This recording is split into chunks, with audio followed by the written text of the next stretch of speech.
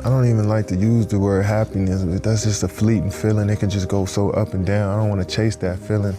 It's just not an efficient way for me to live. I feel like just having peace and simply just enjoying being alive every day is the best place for me to be. You know, I don't want to be happy and sad. Like, I don't even want to have to go through that. I just want to just kind of flow through life. I experience so much. I just want to take on every experience for what it is and enjoy it in the moment, you know? So I don't want to chase happiness. Just try to stay even.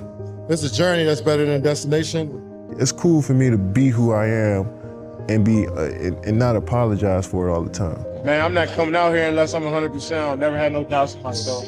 I feel like I'm the best player in the world. I mean, I feel as though at each spot, even in high school, my game was growing so fast. I need to be in a different environment to see how farther I can go. Just try to approach it in an everyday manner and, you know, try to take it a day at a time. You know, I'm not planning to do anything. I'm just gonna be myself.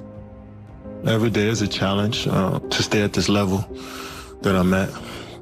So I never looked at me switching teams as a new challenge. Every day I wake up, I gotta fight against that standard I set for myself. I felt like it was a time for a change. That was never my mentality ever, always to win the game. And, you know, I appreciated people like respecting my game, but I was like, I wanted more for myself. When I dive into something like that, with that level of focus, I don't want to be anywhere else in life. That's the most enjoyable experience I ever had after that first one. Try not to compare. I just each stop along the journey has been, I don't know, it's just been tailor-made for the moment, I guess. You know, been learning a lot so far as a player up until this point.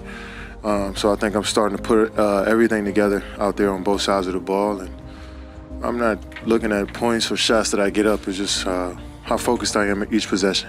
At one gym, I might be the best. At another gym, another guy might be the best. But it's just like, it's millions of gyms around the world, and this conversation is gonna always keep happening, and nobody's gonna get the title outright. So it's no need for me to even think about it. But I know what I bring to the sport. I know what I bring to the culture of the sport.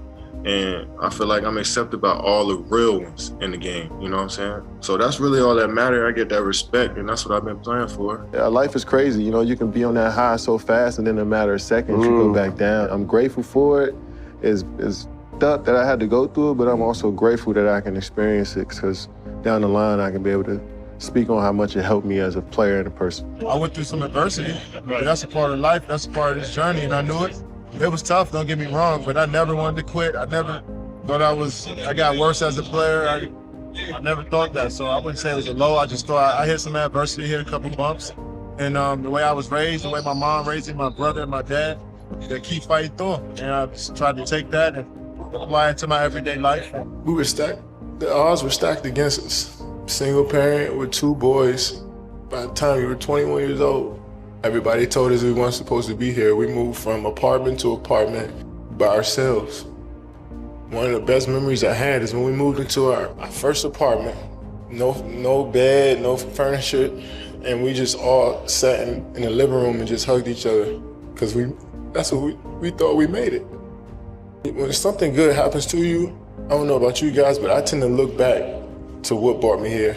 You wake me up in the middle of the night in the summer times, making me run up a hill, making me do push-ups, screaming at me from the sideline of my games at 8 or 9 years old. We wasn't supposed to be here. You made us believe. You kept us off the street, put clothes on our backs, food on the table. When you didn't eat, you made sure we ate. You went to sleep hungry. You sacrificed for us. You the real MVP. Yeah, family first. Communication is key. I'd like to thank God for changing my life and let me really realize what life is all about. Basketball is just a platform in order for me to inspire people. And I realized that so many people believed in me when I didn't believe in myself. So many people doubted me and motivated me every single day to be who I am. I failed so many times and got back up. I've been through the toughest times with my family, but I'm still standing. When you got people behind you, you can do whatever. At the end of the day, I just focus on being the best that I can be and adding it to the group, wherever. That's the most important time, like personal time in the gym. You know, you spend a lot of time with your teammates and working through schemes and trying to be a great team. And sometimes you can lose sight of you as an individual trying to do all of that stuff. So when you're in the gym and focusing on your craft and your skills and how you can be your best to bring to the team, I think that's what the game is to me. You know, because we're all individuals trying to bring something special to a group. We're here for a reason. Every team is looking to get better. Saying we want to look to upgrade and get better from where we were. I mean, this is progression of a unit, you know. So keep building our identity. That's the thing. And your identity comes from winning basketball games, regardless, you know. So if you win basketball games, you figure out what your role is as an individual, and you kind of stick to that. So never jealous of no teammate ever.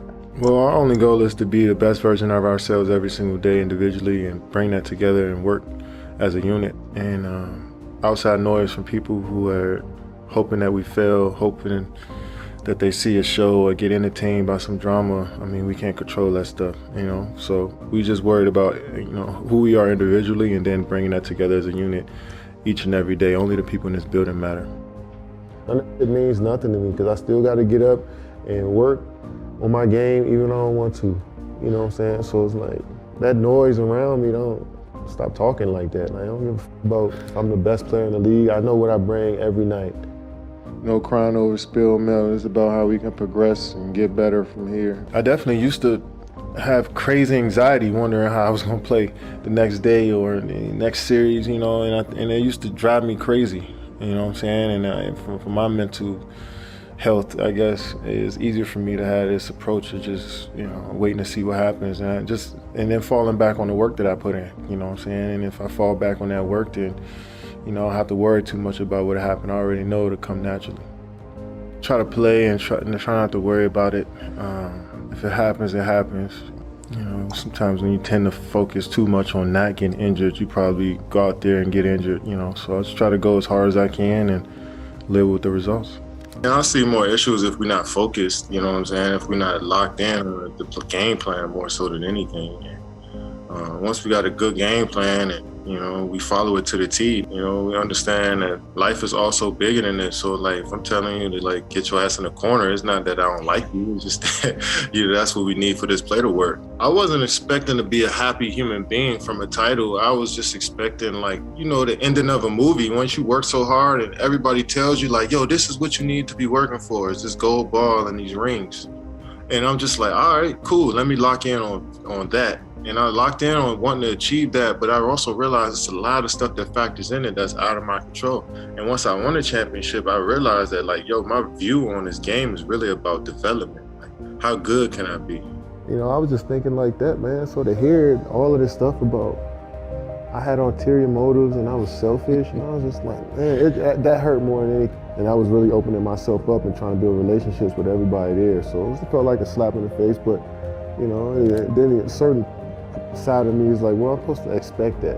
Like, I don't expect these people to be my friends. Yeah. Like, that was my fault at the end of the day. So I shouldn't have opened up that much. I shouldn't have expected them to be, you know, cool and be friends with me or to do right by me, you know what I'm saying? So yeah, I felt like, yeah, of course I felt hurt from it, but, you know, it's a lesson learned. Kevin Durant's favorite quote is, hard work beats talent when talent fails to work hard. What does that quote mean to you, Kevin? It means no matter how good you are, if you don't work hard, nothing will happen for you. So I always use that quote. I instilled it in myself that no matter how good I am, I got to keep working. Hopefully I'm setting a good example about how I approach the game, and hopefully I keep inspiring people to play and watch the game.